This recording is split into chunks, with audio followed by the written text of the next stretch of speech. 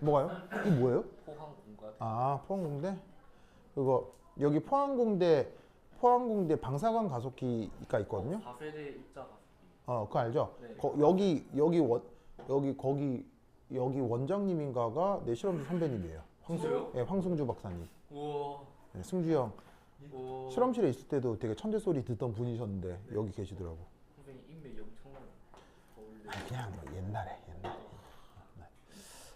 그 승주 형이 원래 그거 이대 교수로 계셨었는데 이대 교수로 있으면서 아마 거기 포항공과대학교 그 겸임하고 있는 것 같더라고요. 우와. 근데 지금도 계신지 모르겠다. 서울대 출신이에요. 자, 보자. 아까 슬쩍 나왔던 표현 중에 이런 말이 있었죠? 네. 자, 이거 우리말로 어떻게 희한하게 번역한다고 했어요? 네, 이렇게 뭐 겹침 적분, 뭐 중첩 적분 이렇게 번역을 하는데 번역이 좀 약간 살짝 좀 구리잖아요. 그죠? 그래서 이제 그 의미를 한번 살펴볼 텐데 여기 이제 파이라고 한 거는 그냥 어떤 파동 함수인 거죠.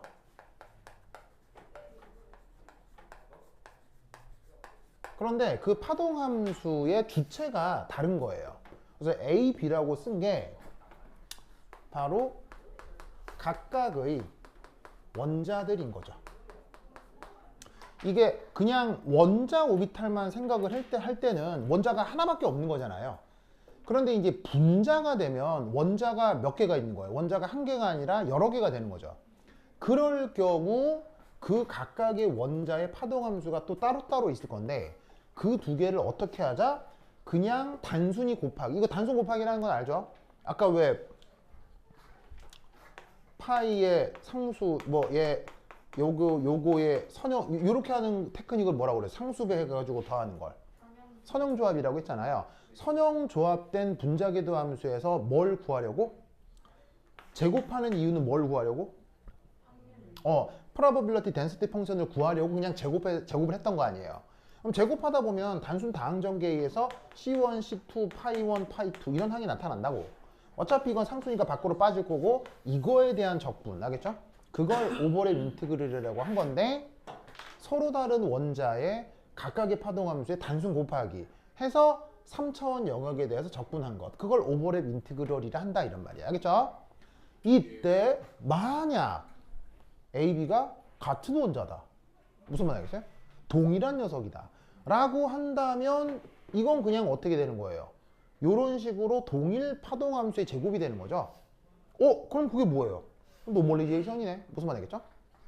만약에 저 A, B 원자가 정확하게 그냥 동일한 한 원자에 대한 표현이었다면 우리가 기존 알고 있었던 노멀리제이션이 되는 거지. 무슨 말 알겠죠? 그런데 실제로 같은 게 아니고 다를 때 지금 이제 의미를 살펴보자는 거죠. 그럼 얘가 달라진다면 첫 번째, 두 원자가 상대적으로 분자 내에서도 가까이 있을 수도 있고 분자 내에서 상대적으로 멀리 떨어져 있을 수도 있죠. 맞나요? 네. 맞아요. 그래서 지금 요 각각이 이게 지금 A 원자의 원점, 요게 B 원자의 원점이라 해보자고. 그럼 그 둘이가 이제 예를 들면은 요런 식으로 결합 거리가 가깝다. 이런 의미일 수도 있고 여기 A 원자가 있고 여기 B 원자가 있는데 이 둘이가 멀다 이럴 수도 있는 거지.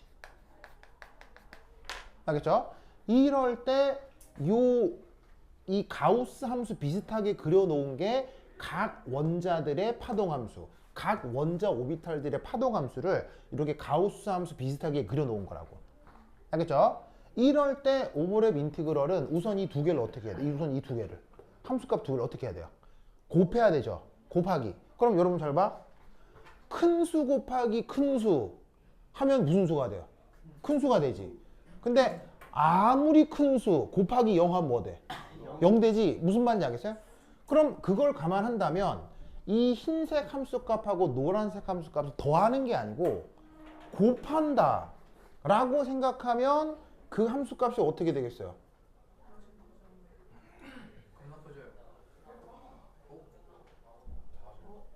이렇게 될 거 아니에요. 이렇게 될 거 아니에요. 이해하셨어요? 좀 크건 작건.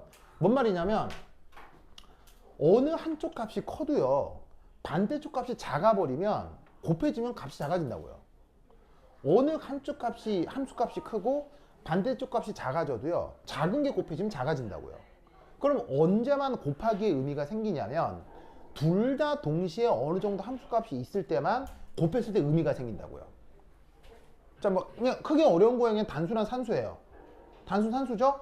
그런데 이거를 적분하는 거죠. 적분. 적분은 거기에 뭘 구하는 거예요? 아래쪽 면적을 구하는 거잖아. 그러면 이렇게 그려진 곱하기 함수의 이 아래쪽 면적.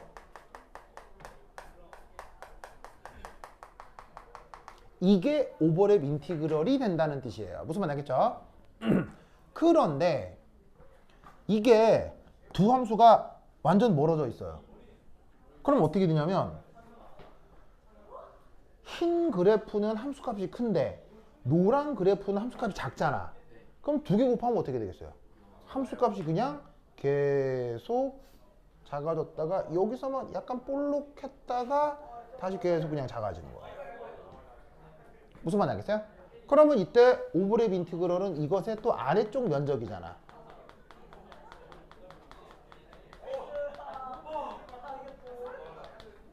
무슨 말 알겠죠?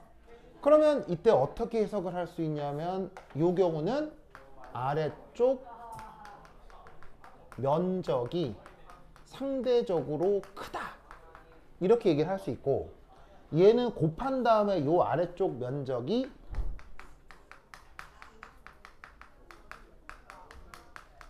작다 이렇게 생각해 볼 수 있는 거죠. 이 빨간색 그래프의 뜻은 파이 A 곱하기 파이 B. 이 경우도 이 빨간색 그래프가 파이 A 곱하기 파이 B. 무슨 뜻인지 아시겠죠? 그리고 아싸리 두 개가 같아지면 그냥 그건 뭐예요? 노멀리제이션이 되는 거고요. 무슨 말 알겠죠? 그러니까 이 오버랩 인티그럴은 최대값이 얼마겠어요? 오버랩 인티그럴의 최대값은 1이겠죠? 최소값은 0. 무슨 말 알겠어요?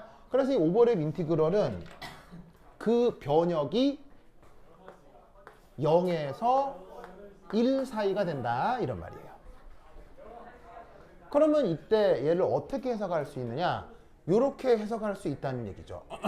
바로 따라서 S가 1에 가까울수록 두 원자 간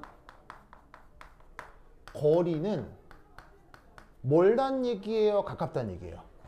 가깝고 상호작용 역시 별로 안 한다는 얘기예요? 상호작용을 많이 한다는 얘기예요? 더 많은 상호작용을 한다는 얘기예요. 그게 본딩이 됐건 엔타이 본딩이 됐건 인력도 상호작용이고 청력도 상호작용이죠. 그러니까 오버랩 인티그럴이 클수록 인력이 나타나도 더 크게 나타나고 청력이 나타나도 더 크게 나타나는 상황을 뜻하는 얘기예요. 무슨 뜻인지 아시겠죠? 그걸 나타내주는 지표를 뭐라고 한다? 오버랩 인티그럴이라고 한다. 됐죠? 그것이 아까 본딩 오비탈, 엔타이 본딩 오비탈에 쇽쇽 들어가 있던 표현이다 이런 뜻이죠. 됐습니까? 오케이, 됐다. 이따가 5시 반에는 그 루이스 구조 그리기 등등등에 대한 테크닉을 해볼 거예요. 알겠죠? 그래서 그 수업도 꼭 들으시고 화요일 날은 요거 이어서 또 분자기도 함수를 할 거예요. 알겠죠? 오케이, 됐다. 그럼 여기까지. 다음 시간 만나요. 안녕.